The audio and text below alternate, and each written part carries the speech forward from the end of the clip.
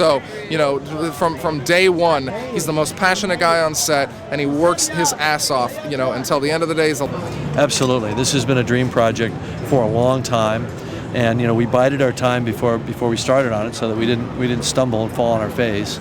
And even so, it was very difficult. Even though we waited, I waited 10 years to start it, and it's been 4.5 years to make, which is twice the length of time it took to make Titanic. So I'm ready for a rest, but I can't complain at all because it was such a joyful process to make this film. You always thought about Sigourney Weaver? Actually, when I wrote it, I wasn't necessarily thinking of Sigourney. I wasn't excluding her. I just wasn't thinking of it. And there was a moment when I started casting the film, and I was looking at other women to possibly play Grace Augustine, and I just went back to the Sigourney idea, and I thought, you know what?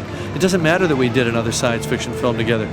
She's such a strong actress. She's perfect for this part. Why wouldn't I cast her? You know. And then I got all excited about the idea, and I called her up and sent her the script, and of course she jumped on board because she's a very smart lady, and she got the themes, the environmental themes of it, and she actually thought that it was a very worthwhile project, quite separately from it being a good character for her to play.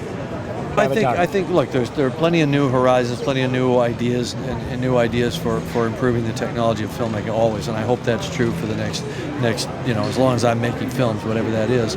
But this one was probably the biggest quantum leap of any movie that I worked on, because we had to come up with a process, and that process would then be used to make 2,500 shots in this movie. It wasn't like Terminator 2 where it was only used for a few shots, or The Abyss where it was used for only 15 shots.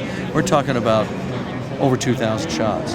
So it had to work, it had to be seamless, and it didn't exist exactly the way we needed it to. So the first 2 years of working on this 4.5-year project were technology development and design. The design was done in parallel with that. So that means a big team of artists creating all the landscapes and the creatures and the plants and everything that you see in this rich world of Pandora. Has it changed the way that we see 3D? Gosh, it certainly has changed the way I see 3D. I think there's still a lot of kind of corny 3D around, but I think if people start to use it as a way to support a story instead of distract from a story, I think it'll be great. Tell us about that. Well, I think it's great that the Hollywood Foreign Press didn't just see this as a sort of big entertainment. This movie is a good, solid, very moving, emotional story. It's breakthrough in terms of how special effects are used to enhance a story.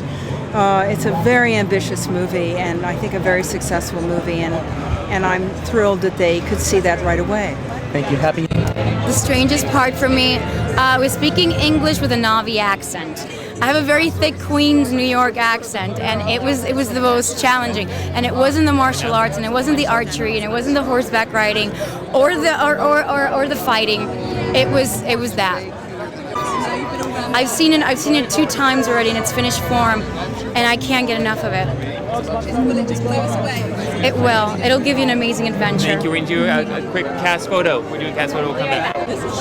I was asked a little while ago. I was played the song, and I knew about the film already, and was really excited about it. So when they actually asked me to sing the theme tune, I was just so amazed and happy and honoured.